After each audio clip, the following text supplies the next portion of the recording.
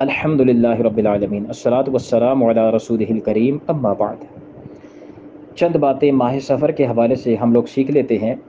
جیسے کہ دیکھا جاتا ہے کہ ہمارے معاشرے میں یہ بات دیکھی جاتی ہے، ہر سال اس کو جو ہے بیان کیا جاتا ہے کہ اس مہینے کو بعض لوگ منحوس مہینہ خیال کرتے ہیں، معاذ اللہ، بلاؤں کے نازل ہونے کا، مصیبتوں کے نازل ہونے کا، پریشانیوں اذیتوں کے نازل ہونے کا اس کو مہینہ خیال کیا جاتا ہے، جس کی شریعت میں کوئی گنجائش نہیں ہے۔ سب سے پہلے ایک اصول یاد رکھیں کہ ہمارا دین اسلام کسی قسم کی نحوست کا، کسی قسم کی بدشگونی کا قائل نہیں ہے۔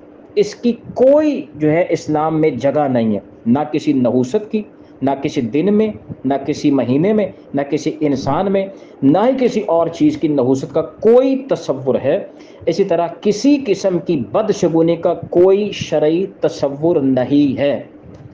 اگر آپ اس ایک بنیادی اصول کو سمجھ گئے تو اب آپ کو پتہ چل جائے گا کہ جتنی بھی نحوستوں کا تصور، بدشگونیوں کا تصور، مختلف قسم کی چیزوں کے حوالے سے، مہینوں کے حوالے سے، دنوں کے حوالے سے، گھنٹوں کے حوالے سے، کسی بھی پوائنٹ آف ویو سے اگر کسی نے بنا رکھا ہے وہ خلاف شرع ہے، شریعت میں اس کی کوئی گنجائش نہیں ہے۔ اس ایک اصول سے ہی میرا سارا بیان ختم ہو جاتا ہے، لیکن چند ایک چیزیں میں مزید واضح کر دوں۔ جیسے اس مہینے میں شادی بیانے کی جاتے، آپ دیکھ لیں جو یہ شادی ہال وغیرہ ہوتے ہیں وہ اس مہینے تقریباً خالی ہوتے ہیں، کوئی بندہ شادی ہال بک نہیں کرواتا، الا یہ کہ کوئی صاحب علم ہو وہ کروائے تو کروائے، باقی نہیں کرواتے، لوگ ڈرتے۔ اسی طرح نیا کاروبار نہیں شروع کرتے، کوئی سفر ہو کرتے نہیں ہیں۔ اور بھائی آپ کیوں نہیں کرتے؟ وہ اس مہینے کو معاذ اللہ یہ تصور بنائے بیٹھے ہیں کہ اس مہینے میں کیا ہوا کام مکمل نہیں ہوگا، برکت نہیں ہوگی، شادی کیا تو وہ کامیاب نہیں ہوگی، لا حول ولا قوت الا باللہ۔ ان سے دائرہ میں رہ کے بندہ یہ پوچھتا ہے کہ آپ یہ بتائیں کہ باقی 11 مہینوں میں جو شادیاں کی جاتی ہیں کیا وہ ساری کی ساری 100% کامیاب ہوتی ہیں؟ نہیں۔ آپ دیکھ لیں کہ شادیوں کی ناکامی کی وجہ ہم لوگ ہیں، یا شوہر ہوگا، یا بیوی ہوگی، یا اس کے گھر والے ہوں گے۔ اب ہماری گناہوں کی نحوست ہم مہینے پہ ڈال دیتے ہیں، مختلف قسم کے اسباب پہ ڈال دیتے ہیں اپنی کرتوتیں، لیکن ڈال مہینوں پہ دیتے ہیں، لا حول ولا قوت الا باللہ۔ اب آپ دیکھیں کہ 11 مہینے میں جو باقی 11 مہینوں میں شادیاں ہو رہی ہیں، اس قدر طلاق کا ریشو زیادہ ہے کہ میں آپ کو بتا نہیں سکتا۔ میرے ایک جاننے والے نے مجھے بتایا کہ اس کو جب کوئی یہی طلاق کا مسئلہ چل رہا تھا، اب عدالت کی طرف سے جب اس کے ہاں نوٹس آیا طلاق کا، تو وہ یہ بتاتا ہے کہ جو بندہ نوٹس دینے آیا تھا نا مجھے ایک پیپر طلاق کا، اس کے ہاتھ میں اتنی موٹی جو ہے نا وہ ایک بک تھی ان پیپرز کی ہی۔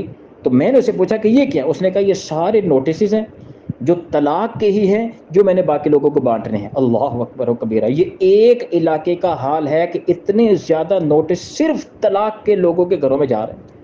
یہ حال ہے، یہ باقی 11 مہینے میں ہوئی شادیاں ہیں، یہ سفر کے مہینے میں نہیں ہوئی۔ تو یہ حال جب کیوں ہوا؟ یہ ہماری کمیوں، کوتاہیوں، گناہوں کی نحوستوں اور جہالت کی وجہ سے ہوا کہ ہم لوگ خود ہینڈل نہیں کر سکتے مسائل کو، اور جب ایسا معاملہ ہو جاتا ہے تو کسی مہینے پہ ڈال دو، دن پہ ڈال دو، یا کسی ڈیٹ پہ ڈال دو کہ جی اس تاریخ کو ہوئی تو یہ اور وہ۔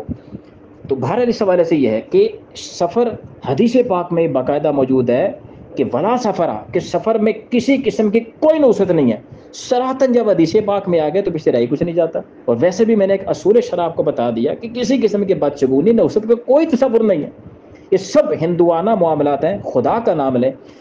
اب آپ اس قوم کا حال دیکھیں کہ جو چیزیں ہم نے ریڈی میڈ طور پر خود سے جو ہے وہ ذہن میں بنا رکھی ہیں، بٹھا رکھی ہیں، ان پر اس قدر پابندی ہے کہ اس مہینے میں شادی حال بھی بند ہے کہ جی نکاح نہیں کرنا، اس مہینے میں تاریخ بھی ڈیسائیڈ نہیں کی جاتی، اس مہینے میں نیا کاروبار بھی شروع نہیں کرتے کہ یہ مسائل ہو جائیں گے، پتہ نہیں کیا، پہلے 13 دنوں کو 13 تیزی کہنا شروع کر دیا، لا حول ولا قوت۔ اور اس قدر خوفزدہ ہیں، اس قدر ان چیزوں کا اہتمام کرتے ہیں کہ الامان والحفظ۔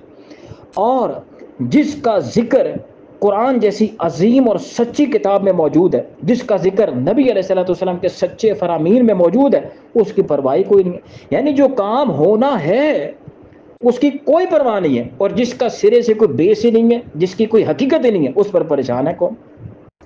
اب قرآن مجید میں اللہ تعالیٰ ارشاد فرماتا ہے، سورہ المدثر کی آیات ہیں 40 سے 43 تک، جس کا مفہوم لباب یہ ہے کہ جب جہنمیوں سے پوچھا جائے گا کہ کون سا عمل تمہیں جہنم میں لے گیا، وہ کہیں گے ہم نماز نہیں پڑھتے تھے، تو بے نمازی کے لیے یہ سزا قرآن نے بیان کی ہے۔ اسی طرح سورہ مریم کی آیت ہے 59، اس میں بھی وعید بیان کی ہے، سورہ معون میں وعید بیان کی ہے، اور اسی طرح دیگر صورتوں میں بے نمازی کے لیے وعید بیان کی ہے۔